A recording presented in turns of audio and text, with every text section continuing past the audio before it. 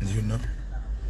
So what we are saying is, Mr. President, number one, don't give that God mind to foreigners. I don't know. Maybe if you are prepared to lose, yes, you can give it, because over that you lose elections, the coming elections. Don't give KCM. Don't give KCM to Chinese. If you are prepared to lose, give them. Give them. Give them. You know, don't do that. This is our genuine, because we don't have any. When we no one is hearing, maybe, but maybe when we speak here, you hear us. Don't give KCM to Chinese. They have been a go. If you are giving them, give them strictly conditions. Give them conditions. Give them conditions. But Copper Belt, I'm sure, is not willing to work with Chinese. If you give Chinese, forget about winning Copper Belt. If you give gold mine to that foreigner, forget about winning, having elections that side. You know, forget. So Zambia, it's a high time that our leaders instill confidence in us, in the educations our brothers have gotten, that we can also mine God. We can also mine God. We can mine it. We can mine it. That it's a nilesa to pay a second chance. God has just given us a clean second chance of liberating ourselves using that God mind. Using that God mind. I'm not speaking Christianity here. I'm speaking governance issues. I'm speaking what concerns my country. That's what I'm speaking. So we are on the ground and we are hearing what people are saying. If only you give them good investors, yes, go back to be yours. But if you give them Chinese, if you don't give gold mine to that foreigner, if it is signed, sir, you have got power. You've got power. You've got power. You've got power. You know?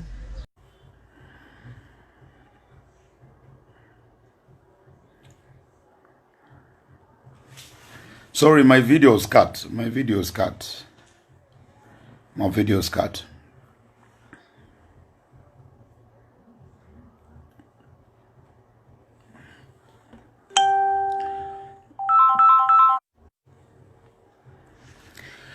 Well, this goes to my president and the first family.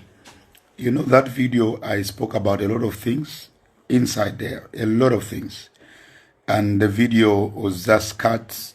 What was meant to benefit some people, it was edited, and so they had to throw it there. But Mama, forgive me, and Daddy, forgive me so much. I'm a son in the house. People are calling me. You could have used a good fora. You already in the house. You could have called. To me now about advice. So for using that fora, Mama, forgive me. For using that fora, Dad. Mr. President, forgive me, I'm a son in the house. And I know I could have just called you. Despite it was just a cropped video, I was reporting what people are saying in the Copper Belt, what people are saying everywhere, and what people are saying about the gold mine. So, Mommy and Daddy, His Excellence, please forgive me about that cropped video. Despite if what benefited people. Thank you so very much, and I know a lot of people want to watch this. God bless you so much. I extend my apology to my president and the first family for obviously using a wrong fora to discuss such big things, and yet I'm in the house that I can be able. I've got access to enter State House anytime I want and discuss things with the president. For discussing such things that's why I've come on Facebook. For some people it sounds like cowardness or anything, but I think I'm just obliged to do that. I'm the first person who should protect the presidency. Yeah, for discussing such issues on that fora. Mama and Daddy, forgive me. Mr. President, forgive me. This is your son, Kings. I love you all. This is what's going on. First of all, King's Malembe's apology. I want to talk about that. He says he's sorry because he's got access to State House. He can go and have conversations with our president and the first lady and the first family. He's got access to them because he belongs to their house.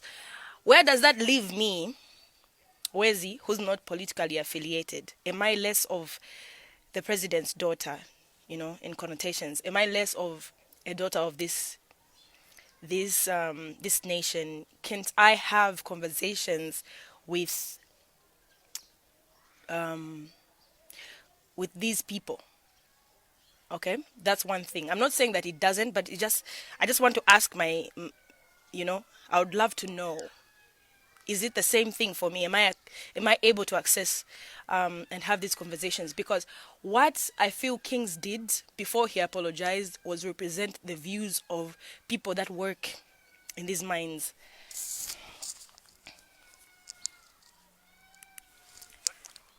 Hey, can I call you back? Okay.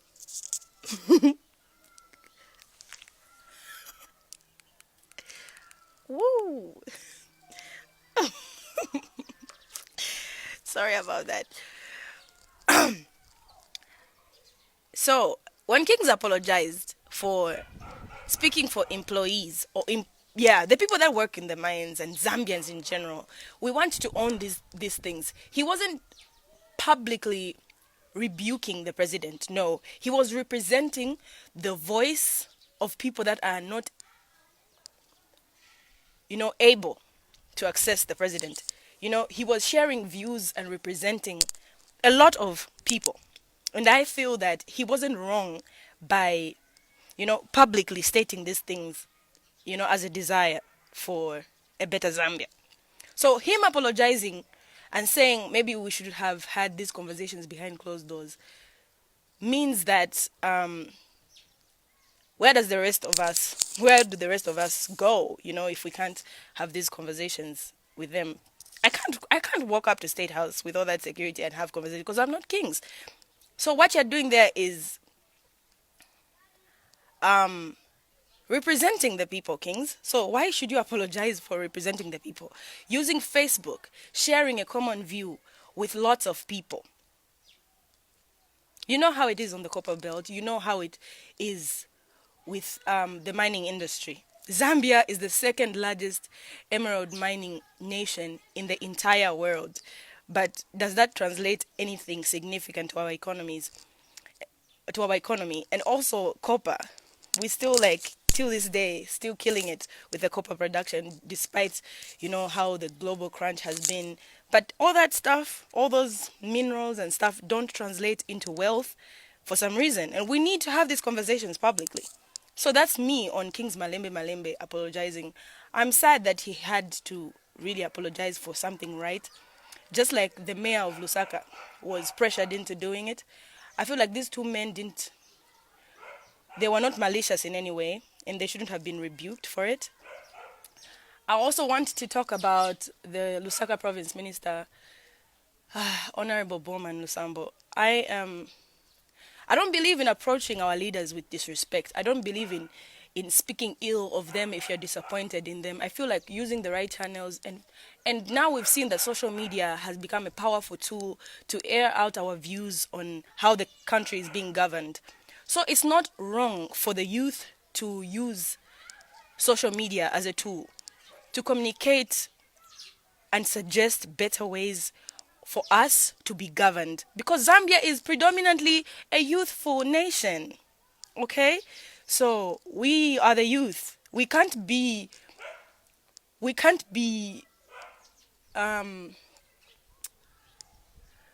what's the word? They can't rule us using the same style that they were using many decades ago. I hope the English is correct. The English is correct. Damn. But you get what I'm saying. We can't have people ruling this nation the exact same way that it was being ruled a long time ago. You know, there's social media, there's technological advancements, there's a lot of things that have changed, and we need to see our age mates in certain places of, influence and leadership. Honestly speaking, that's what I think. So, before Bowman, the Honorable Minister Bowman Lusambo rebuked publicly B-Flow and the rest, did he try to dialogue with them? Did he try to reason with them? And did he try? Because when people are complaining about certain things going on in society, do you attack them for complaining, or do you try to understand where they're coming from and where they need to be correct them, and where you need to also compromise? Because at the end of the day, we respect the highest office, but you need to understand that we give power to the person inside that office. So with all due respect, the same amount of respect you give to the president is the same amount of respect that you need to give to the people. We are one Zambia, one nation, one love. And that's not changing anytime soon. I love Zambia. Okay? And lastly, I want to applaud B-Flow and Chela. I haven't seen Chela's statements, so I can't really speak on them very much, but I want to just applaud everyone that has been having these conversations online.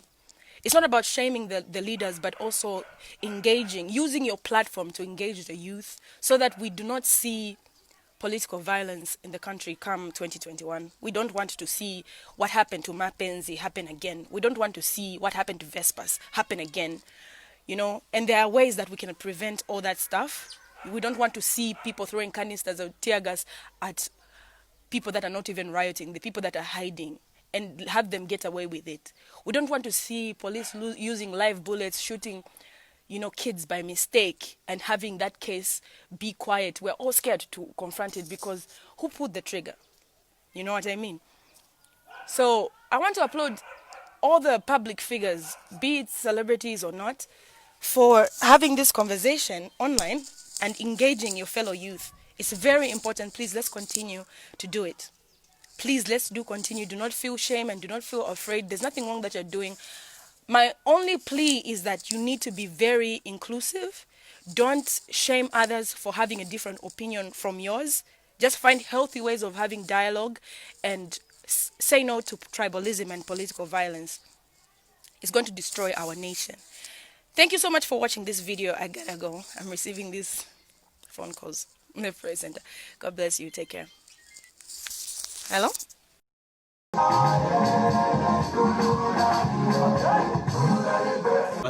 And every youth that is out there should be worried about this.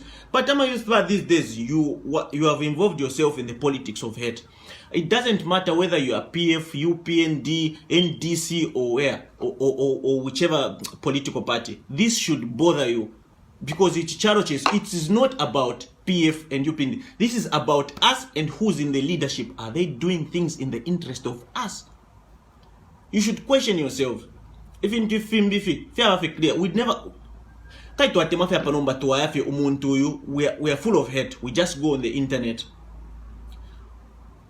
to Satanist making false claims. You have no idea. You've got no evidence.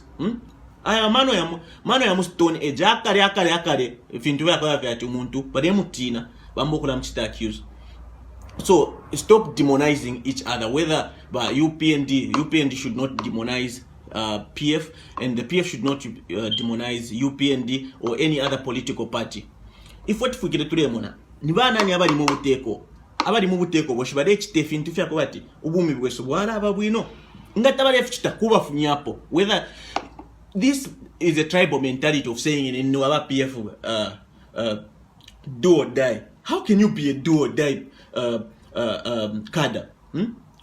Iyo fikira interest yo befira mu Zambia umuntu owavotera ngatare stefo fu amuvotera tashiremu kumufumyapo uri oto abika pona yena ngaisa na mangoro nena turemfunyapo. Then the sooner that the leaders realize that abantu ba Zambia na abambo kuchenjera bakara ishibanga baingira mu government, they will be doing things with transparency and they would not be trying to cheat you. But because amano yeniyari fine badi shwefya kumibepaika barabon first strategy line, it is very difficult to steal if you are trying to do a genuine job. That's why it is easier for them to just borrow money. Anybody can do that. Who do you want to touch? They have not even made a single strategy of how they are going to pay that. People plan in the future before borrowing. Now, whatever like wakongore ndrama ku ngana kwa tensara shire ndrama ukongore bonfya question no kulya shimbi chita invest mu ibara ero wambo kuyirimi na we mwini ngafya amena fidefo alima ukesa chitana ukesa bonfya fidefo alimine kubwesha kwenkongore ushare kone mbuto ero ukesa ali mafuti ero business yobe ikachite continue nomba ngamwa isabe waya kongore ndrama wadi didiye barao wapero muntu mbya isa alibamo ero alikwata kanchiteko upanga kwendara meshino no ekore bonfyo kubweshe nkongore ibara lyobe mori. You would have been making more money than you are making at the moment. So government mune posa kwa maana we need to be involved in the things that you are doing, and there needs to be transparency, because this is not your future, it's our future.